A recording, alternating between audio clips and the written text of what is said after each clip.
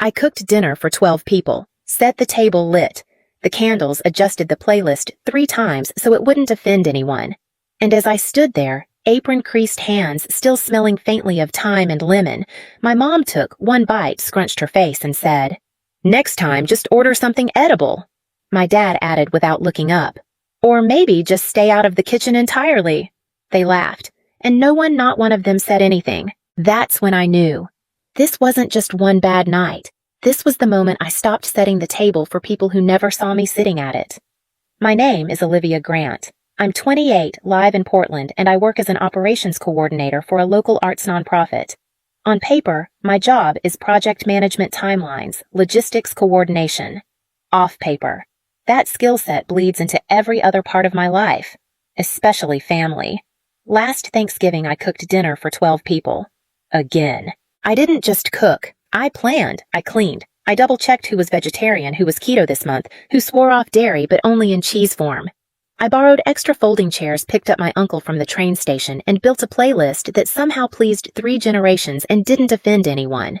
The house wasn't even mine. It was my parents', but they don't like hosting alone anymore, which really just means I do all the work while they take the credit. I brought the groceries the day before, prepped everything in the garage fridge, and then spent 6 straight hours in the kitchen.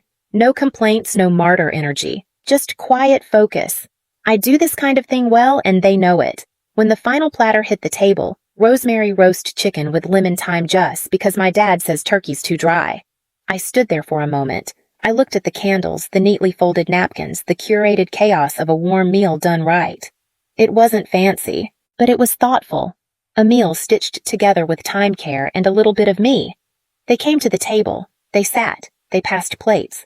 For a second, I thought maybe, this time, someone would notice. Instead, my mom wrinkled her nose as if someone had brought in a wet dog. Then, she said loud enough for everyone to hear, "We should have just ordered takeout. At least it would have been edible." Someone chuckled. I don't remember who. Maybe my cousin. Maybe my dad. Maybe both. All I know is that my ears rang and my throat dried, and not one person said anything in my defense. They just kept eating. I stood there behind my chair, hands still sticky from basting apron crumpled at my waist. And in that moment, something unhooked inside me. Not rage, not even hurt. Just a shift. A final click. Something inside me said, "Okay, then let them feed themselves next time." My mom didn't say it again. She didn't have to. The words were already cemented in the air, sharp and sour like vinegar left too long in a pan. My dad added without looking up, "Or maybe next time, just stay out of the kitchen entirely." He laughed as he said it, that casual, backhanded kind of laugh that people use when they're pretending it's a joke. But it wasn't a joke. Not really. Because he meant it. They all did. Every single person at that table, from my aunt with her second glass of Chardonnay, to my brother who still expected me to iron his shirts when he visited, they heard it and they said nothing. I was still standing, still holding the serving spoon. I looked at them, 12 people eating food I made in a house I cleaned from a table I reset 3 times so it would feel more balanced. No one looked up. No one made eye contact. No one cared. I took a slow breath. Then I set the spoon down. I untied my apron, folded it in half, and draped it over the back of my chair like a surrender flag that wasn't quite surrender. And I said in a voice so calm it scared me, "Then you can pay for takeout next time." "Because I'm done." They laughed. Aunt Dana gave a little, "Oh, come on." My cousin Megan said, "You always take things so personally." Even my brother smirked. "It's just mom being mom." But I wasn't taking it personally. I was taking it clearly. For the first time in a long time, I wasn't defending myself. I wasn't shrinking. I wasn't second-guessing whether I was overreacting. I just knew deeply that I had reached the end of my use. They didn't want me. Not really. They wanted the version of me who set alarms for the turkey, who remembered Uncle Jeff's allergy, who booked the group Airbnb and brought the table runners. They wanted the labor, not the person. I didn't throw a fit. I didn't storm out. I sat down and quietly ate a few bites of the salad I'd made with roasted squash and pomegranate seeds. No one noticed that I didn't refill anyone's drinks. No one asked why I didn't bring out dessert. They assumed I'd reset. Reboot. Re-engage. But that night, as they swirled wine and passed jokes over a meal they didn't lift a finger to create, I was already plotting my exit, not from the room, from the roll. After dinner, I cleared my own plate, just mine. I left the other dishes where they were. Chicken bones, empty salad bowls, glasses smeared with fingerprints. I didn't reach for the sponge. I didn't hover by the sink like I always did, waiting for someone to notice to say, "Sit. Olivia, we've got this," because they never did, and I was done pretending that someday they would. I slipped upstairs to the guest room. The door creaked, same as it had since I was 17, but this time I didn't close it out of politeness. I closed it like punctuation, like a line being drawn. There was no drama, no slamming, just the soft click of a door finally serving its purpose. I pulled out my laptop, logged into my Airbnb account, canceled the reservation for the family Christmas cabin in Bend, the one I'd booked 6 months ago in my name on my card, with their "we'll settle up later" texts still sitting unread. Next, I opened the ski resort website, canceled the New Year's booking, gone. Then, I opened the shared Google Drive, the one titled Holiday Planner, Olivia. Inside, itineraries, menus, flight confirmations, group chat archives, budget tabs, and contact lists. I didn't even hesitate. Select all. Delete. No backup. No draft folder. No explanations. I moved to the group chat, the one where everyone dropped their demands with quick question or, "Can you just real fast?" I didn't say goodbye. I just left. I didn't rage quit. I reclaimed. Back downstairs, they were still laughing, still drinking. Someone had put on music. My mom called up Livy dessert. I replied evenly, "There's tiramisu in the fridge. Help yourself." That was it. She didn't come up. She didn't ask why I sounded distant. She didn't notice that something massive had just shifted beneath the surface. Because they never notice. But this time, they'd feel it not in my voice, not in my expression, but in the work I didn't do. In the trip that didn't happen. In the spreadsheet that disappeared. In the silence I left behind. It didn't start with Thanksgiving. It started years ago, quietly, steadily, like a slow leak beneath the floorboards. You don't notice it at first. Then one day your footing's gone. I've always been good at managing things. That's what they said. Not with admiration, but expectation. I was the easy daughter. The one who didn't rebel, didn't demand, didn't crumble. The one who knew when to send thank you cards and which uncle didn't like cilantro. When I was 10, I set the table while Mom panicked in the kitchen.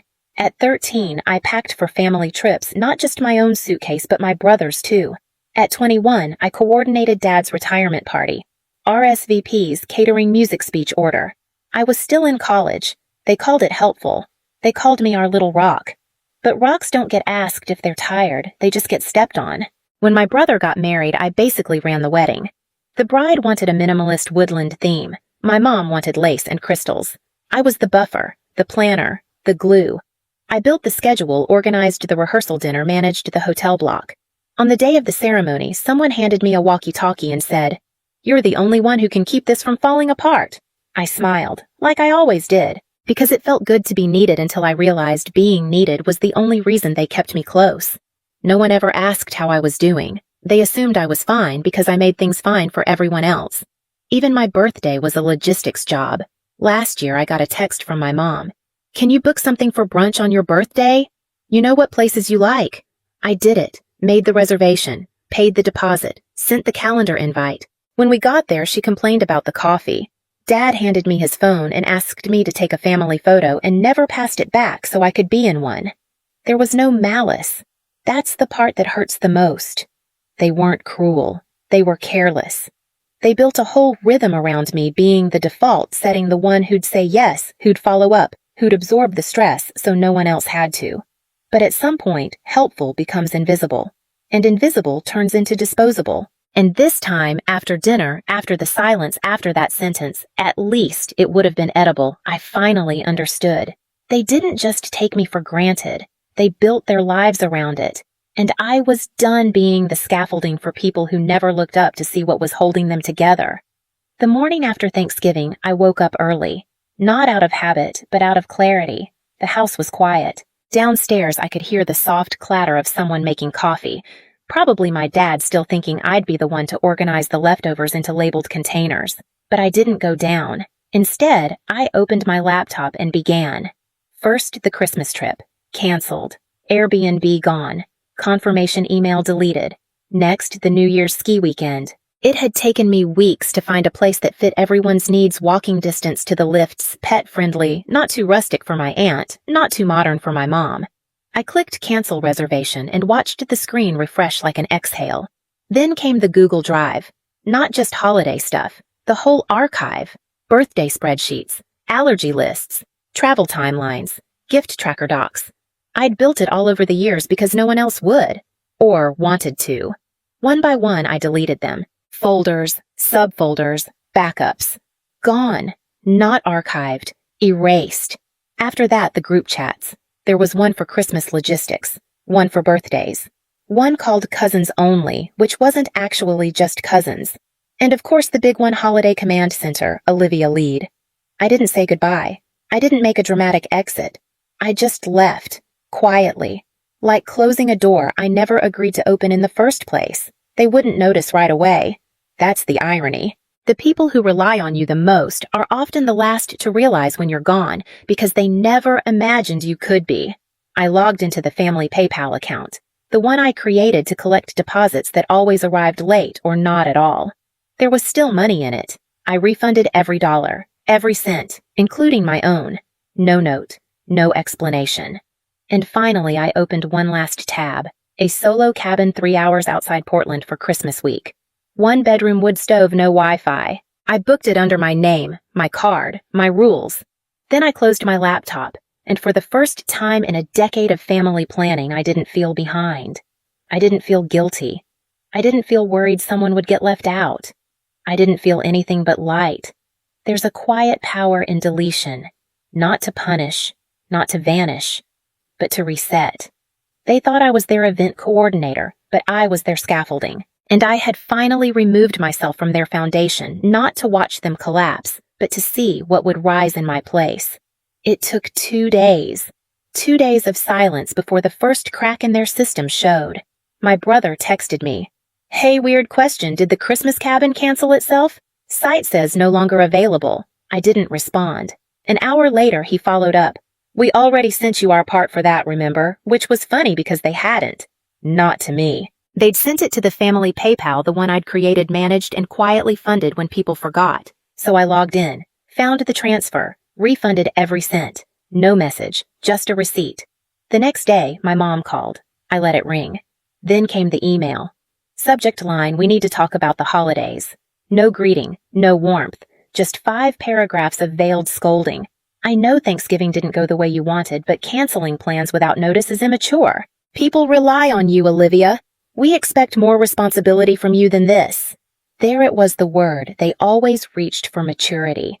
Not support, not concern, just a polished way of saying, "Serve us better." I didn't reply. Then came the confusion, a flurry of texts in the holiday group chat, the one I hadn't left yet. "So, are we still doing the cabin? Wait, did someone order pies? Who's picking up Nana from the airport? Olivia, you there?" I just wasn't answering. Not because I was playing games, not to punish them.